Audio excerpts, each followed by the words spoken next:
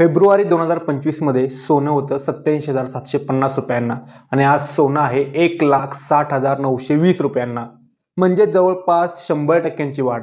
आणि जर सोन्याचे दर असंच वाढत राहिले तर सोने लवकरच 2 लाखांच्या वर जाणार हे नक्की. तर आजच्या व्हिडिओमध्ये आपण बघणार आहोत सोन्याचे दर का वाढतात आणि सोने 2 लाखांच्या वर कधी जाणार. जगातल्या सगळ्यात सेफ गुंतवणूक म्हणजे सोने. जगात जेव्हा अस्थिरता वाढते तेव्हा तेव्हा सोन्याचा भाव नेहमीच वाढताना दिसतो. सध्या जगात सुरू असलेले युद्ध, ट्रम्प यांची आर्थिक धोरणं आणि भारतीय बाजारातील वाढती मागणी यामुळे सध्या सोन्याचे भाव सातत्याने वाढताना दिसत आहेत. गेल्या वर्षभरात सोन्याचे भाव अक्षरशः डबल झाले आहेत आणि आता जगाची परिस्थिती बघितली तर ही वाढ अजूनही सुरूच राहील असं वाटत आहे. तर आज आपण बघणार आहोत येणाऱ्या काळात सोन्याचे दर कसे वाढू शकतात आणि त्यामागे काय महत्त्वाची कारणे असणार आहेत.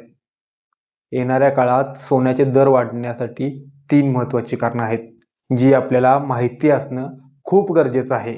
कारण सोन्यात गुंतवणूक करायची असेल किंवा त्याबद्दल कोणताही निर्णय घ्यायचा असेल तर आपल्याला ही कारणं खूप महत्त्वाची ठरणार आहेत.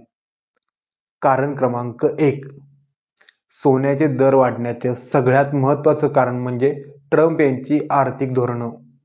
मेक अमेरिका ग्रेट अगेन म्हणत 2024 मध्ये झालेल्या अमेरिकेच्या निवडणुकीत ट्रम्प सत्तेवर आले आणि त्यांच्या तुगलकी टॅरिफ धोरणामुळे जगातील देशांना वेठीस धरून जगाची आर्थिक घडी विस्कटण्याचं काम त्यांनी केलं आहे. याचा परिणाम असा झाला की जगातील मोठमोठे गुंतवणूकदार बाजारात आपली गुंतवणूक करायची सोडून त्याच्याऐवजी ती गुंतवणूक सोन्यात करत आहेत.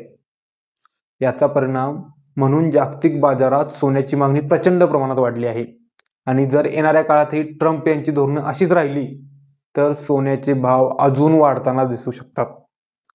ट्रम्प यांच्या या अनिश्चित धोरणांमुळे डॉलर देखील कमजोर होत आहे आणि डॉलरमध्ये गुंतवणूक करणारे गुंतवणूकदार देखील डॉलरमधले पैसे काढून सोन्यात गुंतवणूक करत आहेत.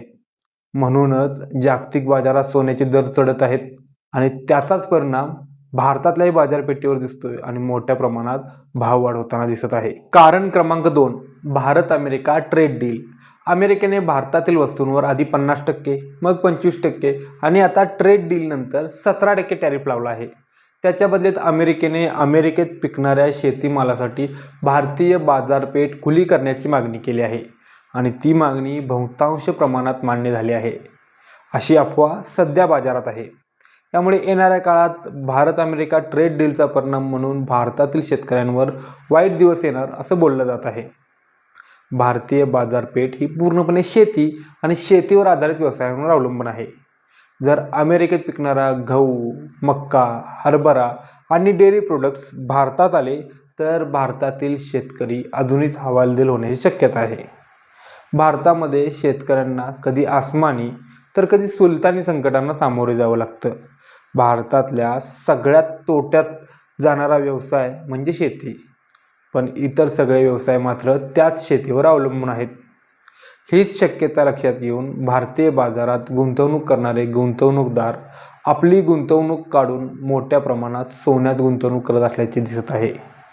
याचाच परिणाम असा की सोन्याचे दर गेल्या वर्षभरात झपाट्याने वाढले आहेत आणि हाच ट्रेंड पुढील काही काळ सुरू राहण्याची शक्यता दाट दिसत आहे. कारण क्रमांक 3, भारतीय बाजारपेठेचा वाढीचा दर मंदावणे.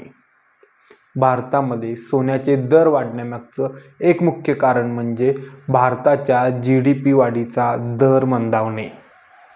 तज्ज्ञ सांगतात भारत सरकार जरी GDP $5 ट्रिलियन झाली असं म्हणत असलं तरी काही सर्वे आणि अंदाजानुसार GDP वाढीचा दर 6.5% किंवा त्याहूनही कमी असू शकतो. त्यामुळं भारतीय बाजारात मंदी येण्याची चर्चा सुरू झाली आहे आणि त्यामुळेही सोन्याचे भाव वाढताना दिसत आहेत. काही जण तर 2008 सारखी मंदी येईल असं यूट्यूबवर वारंवार सांगत आहेत. त्याचाच परिणाम असा की शेअर मार्केटमधली गुंतवणूक कमी करून सेफ अशा सोन्याच्या गुंतवणुकीकडे गुंतवणूकदार वळताना दिसत आहेत. आता सगळ्यात महत्त्वाचा प्रश्न, सोने 2 लाखांवर कधी जाणार? हेच नेमकं सांगणं जरी कठीण असलं तरी वाढीचा वेग, जागतिक समीकरण आणि भारतातील पुढील काही महिन्यात येणारी लग्नसराई या सगळ्याचा परिणाम म्हणून पुढील काही महिन्यात सोन्याचे भाव वाढून 2 लाखांचा टप्पा पार करू शकतात. तुम्हाला काय वाटतं?